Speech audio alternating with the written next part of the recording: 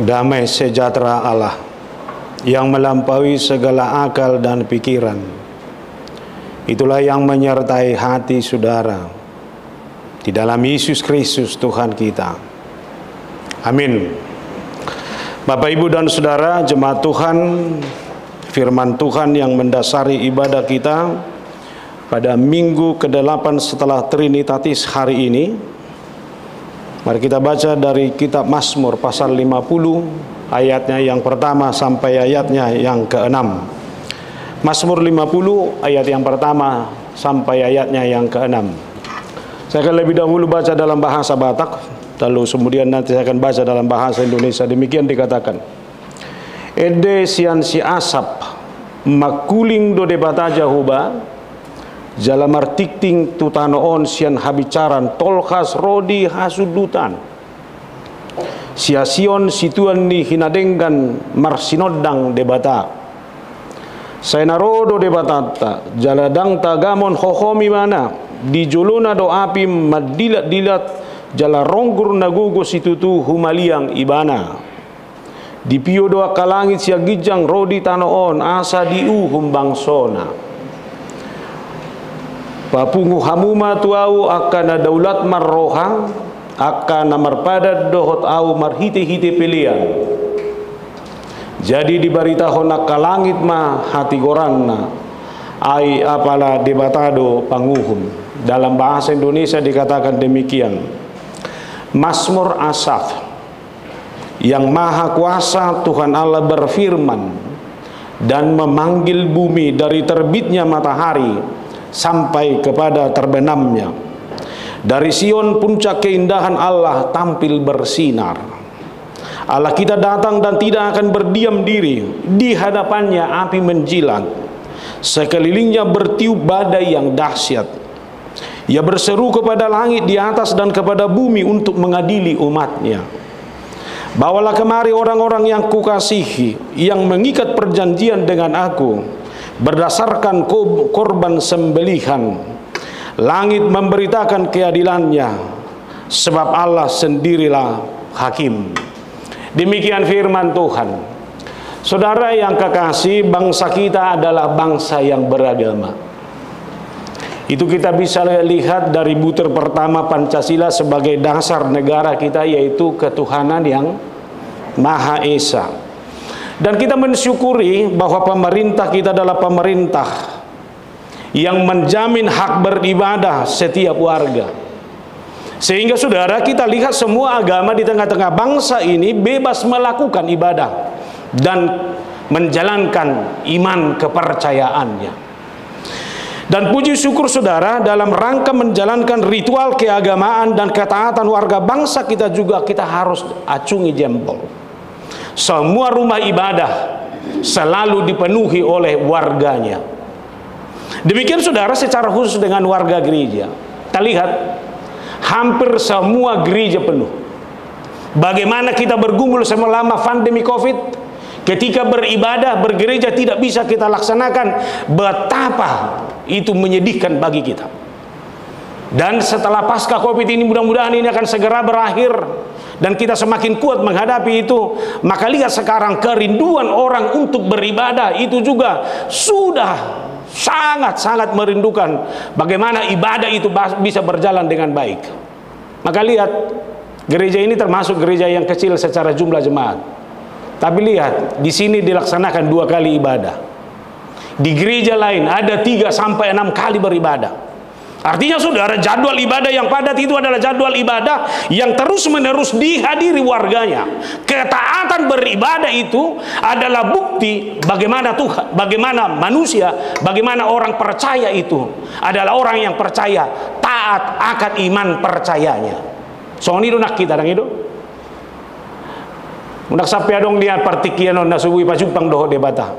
Semua itu harus kita pakai.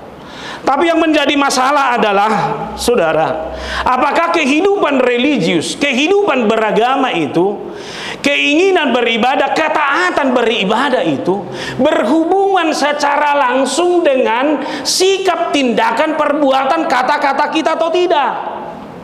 Di satu sisi orang per minggu Di satu sisi orang beribadah, tapi pertanyaannya, kok masih mau mengikuti hal-hal yang mistis dalam kehidupan ini?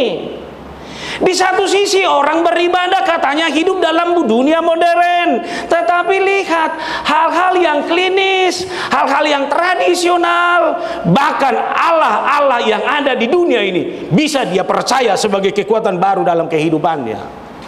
Di satu sisi dia mengaku orang beribadah, tapi lihat apakah kata-katanya adalah kata-kata orang yang taat beribadah atau tidak.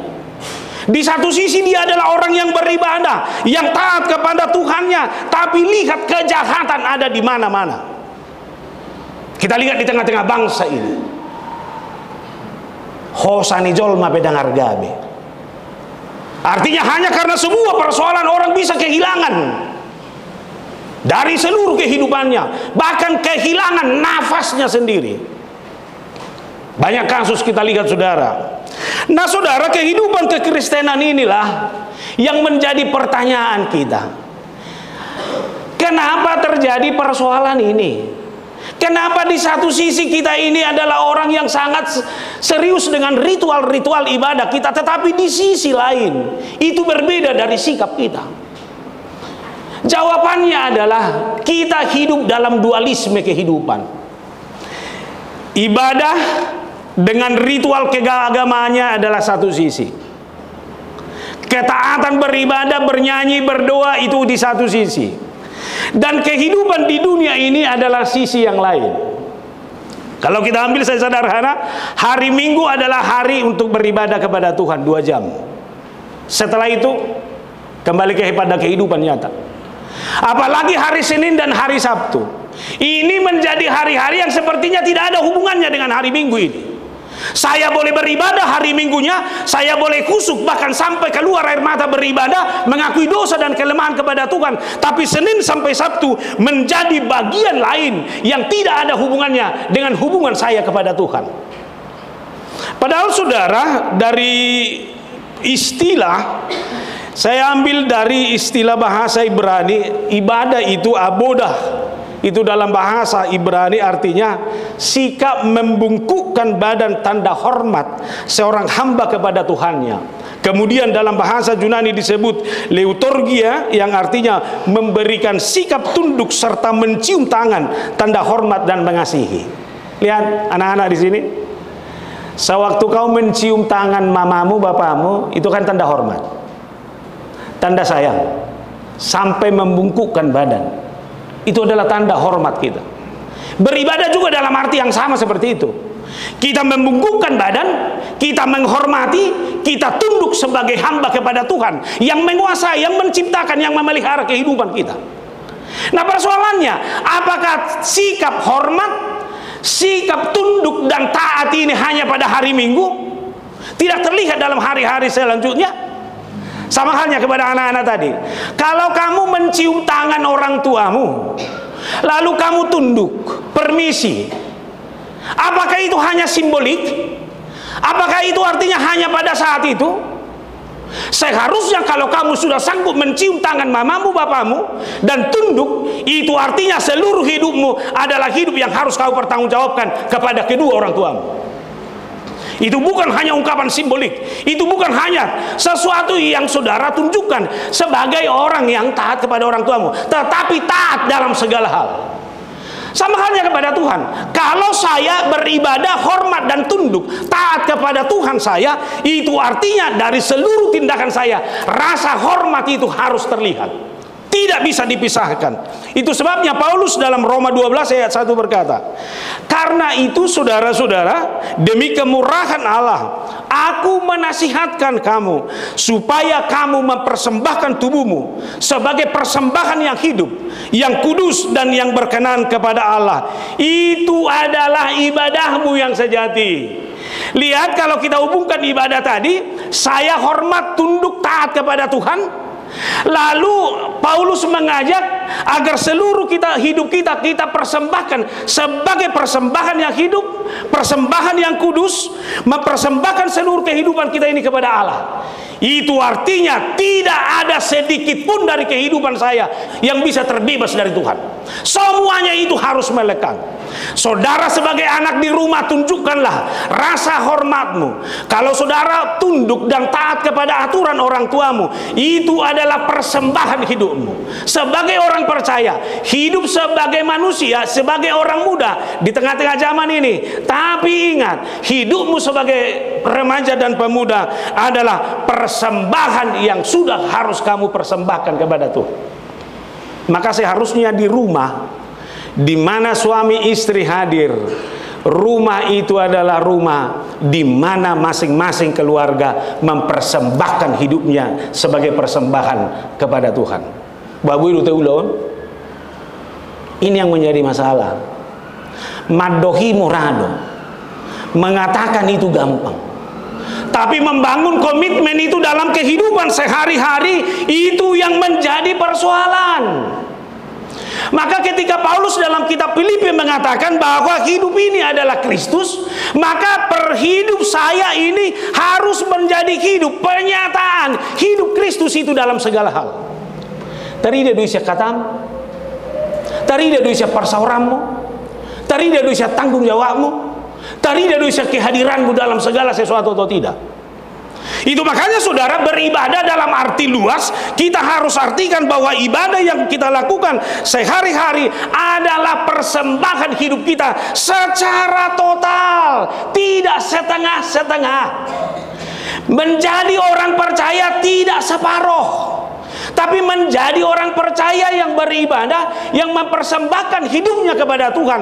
Totalitas kehidupannya adalah totalitas yang dipersembahkan secara sungguh-sungguh kepada Allah. Sehingga ibadah yang sejati itu adalah ibadah yang benar-benar menguatkan kita dalam segala hal. Jadi asinggo halakna beribadah, mengadupi parukilonna dohot halakna so beribadah. Persekutuanmu dengan Tuhan adalah persekutuan yang memampukan kamu menjadi orang yang sungguh-sungguh dapat bersyukur, baik dalam duka maupun dalam sukacita. Maka saudara, inilah yang dipersoalkan dalam nas kita ini. Kalau saudara baca tadi dari ayat yang pertama sampai ayat yang ke-6, seolah-olah kita tidak tahu apa yang mau dikatakan oleh nas ini.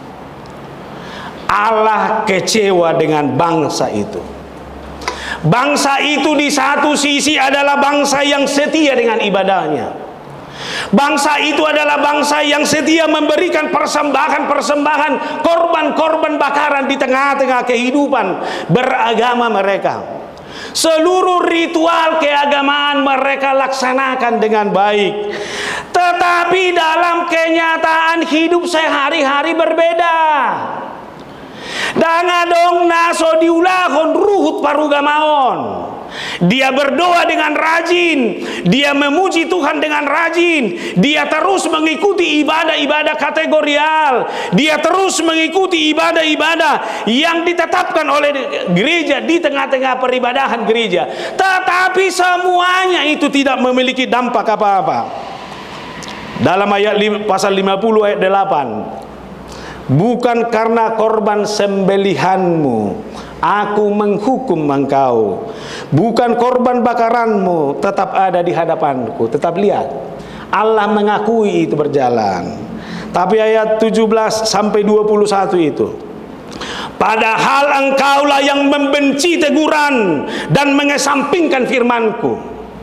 Kamu beribadah, memberikan persembahan, hidup dalam ritual keagamaan, tapi kamu benci teguran.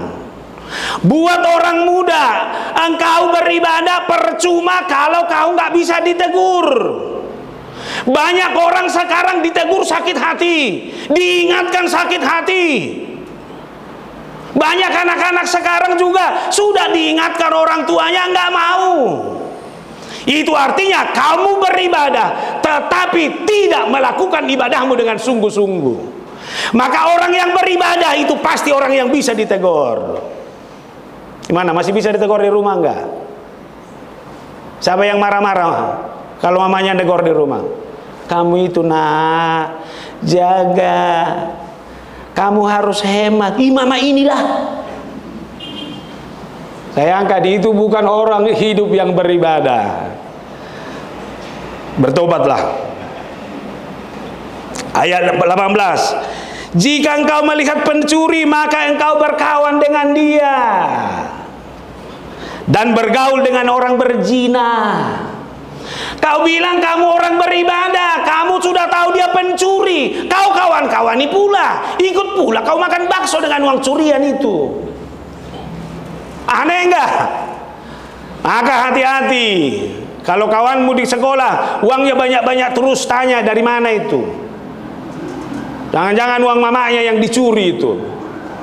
Ikut pula kamu menikmati terus. Gimana kawan? Kemarin bakso, sekarang rujak ya. Kamu pula yang mengajak dia untuk menikmati itu. Hati-hati. Dalam arti luas juga, hati-hati. Maka pergaulan orang yang beribadah juga adalah pergaulan yang selektif. Tidak hanya nikmat beribadah, tidak hanya nyaman dalam bergaul itu, tetapi kamu harus tanyakan di rumah juga. Tolong buat istri-istri ya. Kalau suamimu tiba-tiba dapat uang banyak, langsung tersakui. Sukun, dari mana itu? Kadang melihat uang ini kan langsung gelap mata. Mantap kali suamiku ini hari ini. Ya kasih, langsung simpan. Itu sesuatu yang tidak normal, tanya dulu. Jangan nikmati. Itu bukan cara orang yang hidup beribadah. Ayat 19. Mulutmu kau biarkan mengucapkan yang jahat. Udah. Orang yang beribadah adalah orang yang hati-hati dengan mulutnya. Kalau sekarang memang mulut sudah banyak diam ya. Ini bisa diam, nggak berkata apa-apapun, tapi jarinya yang kerja terus. Kan ini yang paling hebat sekarang. Lihat sepertinya nggak ada apa-apa. Jangan-jangan di sini juga bisa sambil beribadah itu jalan. Ini nggak ngomong apa-apa, tapi di sini gimana sih? HKBP Duta Permai ini, kayak gitu. Hati-hati. Dan pada lidahmu melekat tipu daya. Kata-kata indah terus, tapi tidak pernah mengakar itu. Atau sebaliknya, dia beribadah, berdoa terus, tapi di sini kata-kata penipuan terus. Kata-kata yang begitu indah, tapi menjatuhkan orang lain. Ayat 20. Engkau duduk dan mengata-ngatai saudaramu. Sahih tarusudiun. Boy dorak hudu liba, tapi ngomongin orang. Apalagi kan zaman medsos sekarang kan, bisa ngumpul duduk satu meja, masing-masing megang handphonenya, nggak saling ngomong, tapi status bicara. Orang yang di depanku ini, inilah orang yang paling saya benci.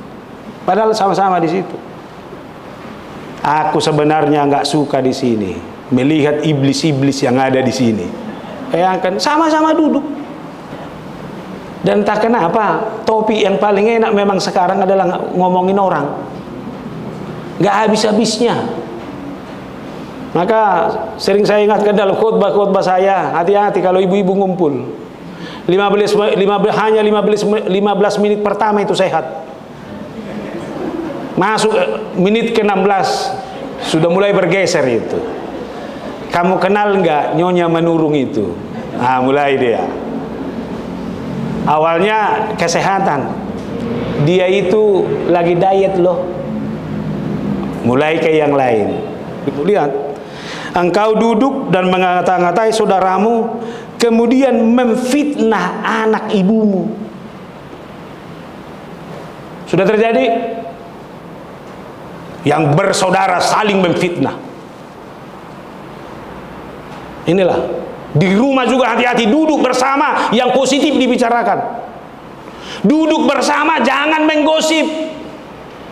Duduk bersama itu lebih bagus berdoa ketimbang menjadi orang yang saling memfitnah satu sama lain. Itu bukan kehidupan orang yang beribadah.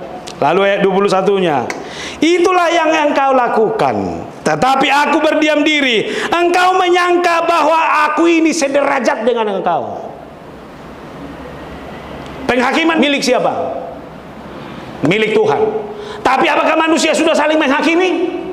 Kamu kira kamu sederajat dengan saya, itu kata Tuhan.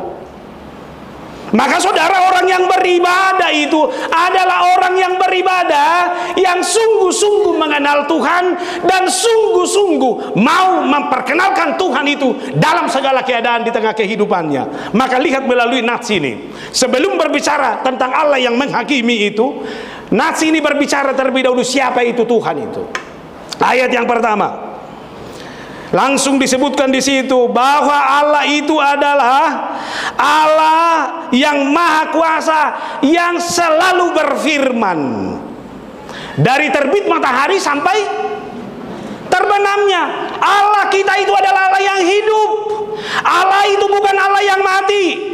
Allah itu adalah Allah yang terus-menerus berfirman dari terbitnya matahari sampai kepada terbenamnya.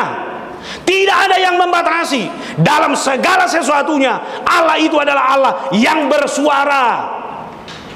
Jangan berpikir bahwa Allah itu diam.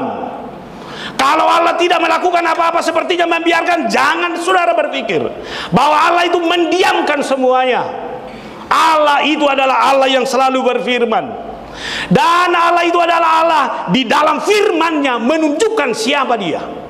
Dia Allah yang mencipta. Dia adalah Allah yang memelihara. Dia juga Allah yang menghantarkanmu kepada masa yang akan datang. Amin. Kalau Allah menciptakanmu, kamu akui Dialah yang memelihara hidupmu. Jangan takut sampai kepada Maranatha juga. Allah yang berfirman itu adalah Allah yang terus ada bersamamu. Bahkan ayat 2-nya disebut, dari Sion puncak keindahannya Allah tampil bersinar. Lihat, saya harus katakan sinar kemuliaan Allah adalah sinar kemuliaan yang terus memancar bagi kehidupan saya. Sehingga tidak ada sesuatu hal apapun di dunia ini yang bisa meredupkan itu. Saudara bergumul? Saudara susah? Penyakit ada? Sekali lagi saya bilang berdasarkan firman ini, Allah itu adalah Allah yang bersinar. Dari mana? Dari puncak keindahannya di Sion itu. Lihat, kalau orang percaya sangat rindu ke Yerusalem, jangan lihat hanya simbol-simbolnya di sana, tapi lihatlah kemegahan Allah yang menyatakan kemuliaannya.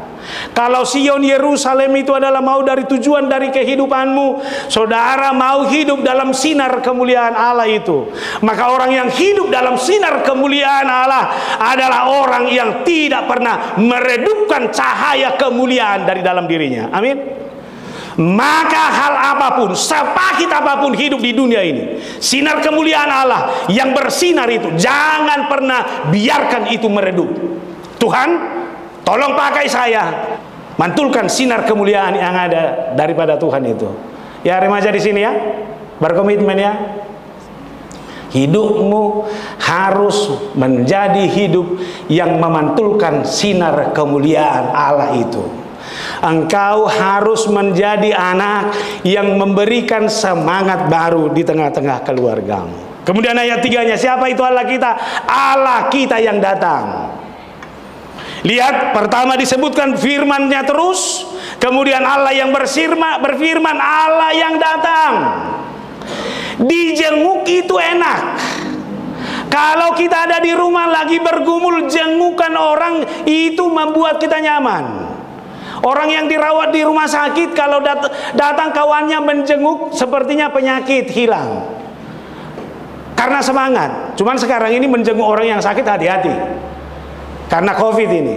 Tapi ingat, lawatan jengukan itu adalah jengukan yang membahagiakan, yang memberikan motivasi, yang memberikan semangat. Kalau dunia ini yang menjenguk kita sudah semangat, lalu datang firman ini. Tuhan itu adalah Tuhan yang datang kepada kehidupanmu. Tuhan yang datang kepada pergumulanmu. Tuhan yang datang kepada seluruh seluk-beluk kehidupanmu. Itu artinya, dalam konteks ibadah tadi, Allah itu adalah Allah yang datang ke tengah-tengah kehidupanmu, yang mengetahui segala sesuatunya, yang melihat segala sesuatunya. Oleh karena itu saudara, muliakanlah Dia, sembahlah Dia, akuilah Dia dalam seluruh kehidupanmu sehari-hari. Maka yang berikut, Allah itu adalah hakim. debata yang kita akui tadi adalah debata panguhum. Walaupun memang kita harus jujur, kalau disebut Allah sebagai hakim, debata panguhum itu boleh bertentangan dengan apa yang kita pikirkan. Itu boleh berbeda dengan apa yang kita harapkan. Jala hurak tabu dui bigiun. Karena apa? Karena kita sudah lebih enak dan lebih sering mengenal bahwa Allah itu adalah Allah yang penuh dengan kasih, Allah yang penuh dengan berkat, Allah yang penuh dengan anugerah, Allah yang memperhatikan seluruh kebutuhan kita, Allah yang menolong kita dalam segala kesesakan. Itulah Allah yang kita pahami. Tapi jangan lupa Bapak, Ibu, dan Saudara, bahwa Allah kita itu juga adalah Allah yang bisa marah, Allah yang tidak akan pernah membiarkan ketika dosa ada di mana-mana. Sejarah Alkitab menunjukkan bagaimana manusia pertama itu sudah hidup dalam kenyamanan, tapi karena dosa harus meninggalkan taman itu. Bukan hanya itu, harus berpeluh mencari makanannya. Kemudian peristiwa Sodom dan Gomora, itu adalah bagaimana Allah marah karena dosa-dosa di tengah dua kota itu. Kemudian juga segar terus dalam ingatan kita perjalanan padang gurun yang seharusnya hanya terjadi beberapa minggu, tapi harus berpuluh tahun. Itu karena dosa. Lalu pembuangan bangsa itu ke Babel, itu juga adalah akibat dosa. Maka harus saya katakan dan ingatkan kita, saudara, dalam kasih-Nya yang tetap mencintai kita, dalam kasih-Nya yang selalu mau menolong kita, Allah itu juga adalah Allah yang bisa marah, menghakimi, bisa menghukum kita karena segala-gala yang kita lakukan mengecewakan Dia dalam kehidupan kita. Cuman saudara, Allah sebagai hakim adalah hakim yang adil, tidak pandang sebelah. Siapa yang salah pasti akan dihukum, tapi siapa yang melakukan kebaikan akan dikumpulkan orang-orang yang mengasihi dan mencintainya. Sama halnya saudara, orang tua yang mencintai pasti orang tua yang mau menasehati anaknya. Coba, Bapak siapa yang tidak pernah marah lagi di rumah? Ada? Dan kamu jangan pernah berdoa biar bapak mamamu nggak usah marah. Marah itu perlu. Orang tua perlu marah kepada anaknya ketika anaknya tidak berlaku dalam jalur yang benar. Kalau orang tua marah kepada anaknya, itu adalah tanda cinta kasih. Maka semua remaja yang di sini tolong hargai. Itulah cara orang tuamu untuk mengajak kamu terus berjalan dalam segala sesuatu yang diharapkan oleh Tuhan. Allah juga adalah alam yang mengharapkan seperti itu. Lihat dalam ayat 3. Allah datang dan di hadapannya api menjilat, sekelilingnya bertiup badai yang dahsyat. Allah datang dan di hadapannya api yang menjilat. Dan lihat, hukuman ini, kedatangan Allah ini bukan pertama terhadap orang kafir, bukan kepada orang yang di luar sana, tetapi kepada orang-orang yang ada di tengah-tengah lingkaran Tuhan yang rajin beribadah tadi, orang-orang yang Dia cintai, orang-orang yang Dia sayangi itu. Kalau di sini disebut papungu hamuma tuau akana daulat marroha akana marpada dohotau marhite hite pilihan. Ini orang-orang baik ini, agar ketika Tuhan datang mengingatkan kita hari ini adalah kesempatan besar bagi kita. Maka lihat, api itu adalah gambaran penyucian. Api itu adalah gambaran memurnikan kembali. Lihat fungsi api kan? Kalau besi dibakar, karat-karatnya itu akan hilang. Maka sekarang lihat, hukuman Allah itu adalah hukuman, penghakiman Allah itu adalah penghakiman yang akan membakar segala karat-karat dosa itu. Maka oleh karena itu saudara, akuilah itu.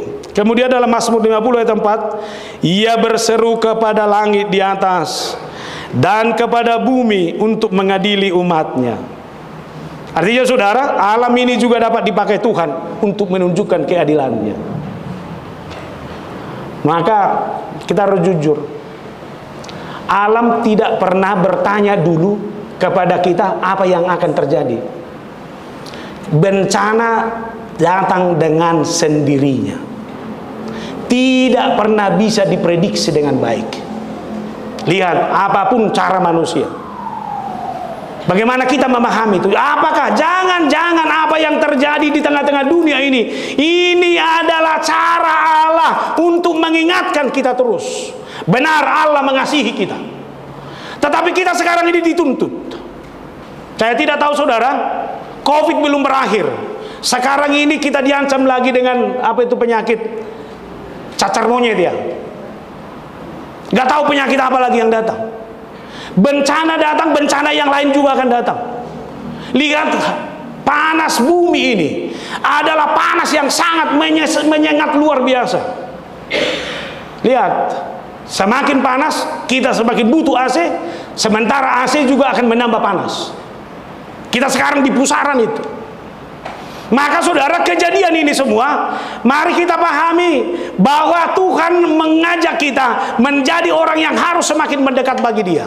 Lihat, remaja-remaja ini juga, saudara, begitu banyaknya sekarang ini juga orang yang lulus sekolah, sarjana, tapi pergumulan baru datang kembali.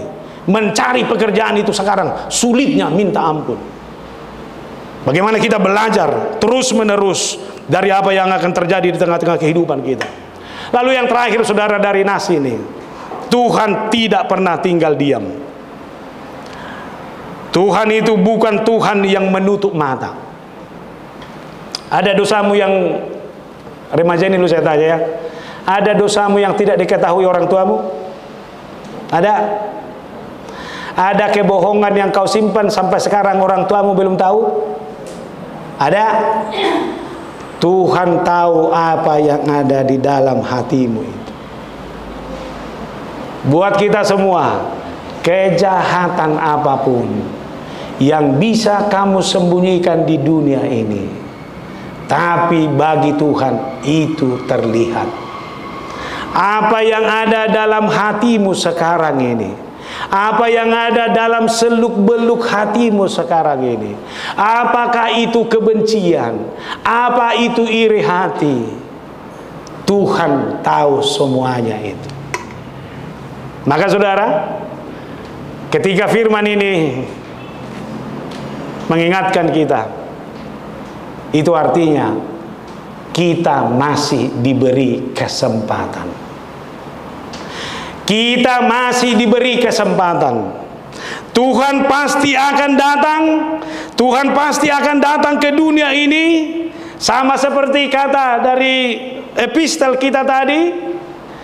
Tapi ingat, sebelum Tuhan datang kedua kali, hidupmu sekarang ini adalah hidup yang diberikan oleh Tuhan, kesempatan yang diberikan Tuhan untuk bertobat. Bertobat, berubahlah, kenali, tadai, bereng hahuranganmu, lihat kelemahanmu, lihat dosamu, lalu akuilah itu kepada Tuhan, sebab Tuhan itu adalah Tuhan yang penuh cinta.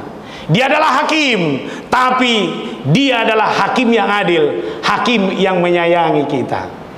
Lihat, Dia sendiri yang datang ke dunia ini, yang seharusnya kita adalah harus mati, tetapi Dia menjadi manusia demi keselamatan kita. Dialah hakim itu. Dialah hakim yang akan datang menghakimi kita kelak. Maka selagi akan ada kesempatan ini, mari kita terus membaharui diri. Hakim yang menyayangi kita. Lihat, Dia sendiri yang datang ke dunia ini. yang seharusnya kita adalah harus mati, tetapi dia menjadi manusia demi keselamatan kita. Dialah hakim itu. Dialah hakim yang akan datang menghakimi kita kelak. Maka selagi akan ada kesempatan ini, mari kita terus membaharui diri, terus membenarkan diri. Pakailah kesempatan yang Tuhan berikan ini. Amin. Kita berdoa. Tuhan Allah di dalam Yesus, terima kasih atas firman-Mu yang sungguh mengajak kami untuk mampu membaharui diri ketika Tuhan datang kelak sebagai hakim. Kami adalah orang-orang yang sudah Tuhan benarkan. Kepemilikan kami akan kerajaan surgawi itu adalah kepemilikan yang akan Tuhan semakin nyatakan. Ingatkan kami Tuhan, bahwa ibadah kami tidak hanya tertutup dalam ritual-ritual ibadah kami sehari-hari, ibadah-ibadah kami di tengah-tengah gereja Tuhan, tapi itu akan terlihat melalui sikap dan perilaku kami. Dimanapun kami hadir, di rumah sebagai anak orang tua, di rumah sebagai orang-orang yang Tuhan pilih, kami akan tunjukkan buah dari persekutuan kami dengan Tuhan.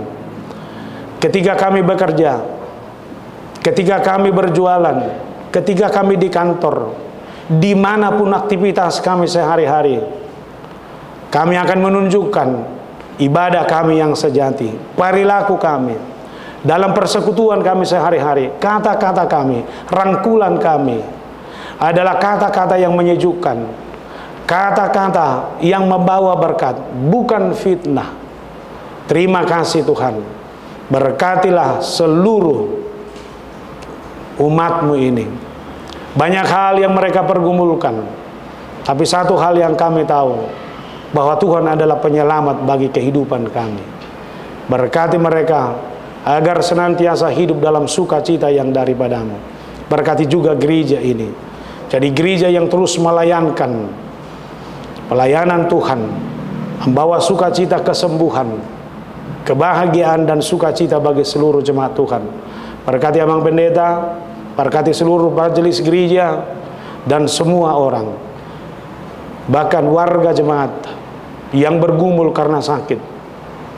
Nyonya Dolok Saribu, Boru Sitorus, yang sampai sekarang ini terus menerus bergumul dengan penyakitnya. Tolong Tuhan dia, kuatkan dia. Banyak juga dari warga jemaat ini yang sudah bertahun-tahun menikah, tapi belum Tuhan karuniai anak. Tolong Tuhan berkati rahim mereka, sehingga pada waktu yang Tuhan tentukan, mereka akan menerima berkat Tuhan. Anak-anak yang sekolah, berikan roh bijaksana yang daripada-Mu. Inilah dua permohonan kami dalam Yesus Kristus, yang ada Tuhan dan Juru Selamat kami yang hidup. Amin.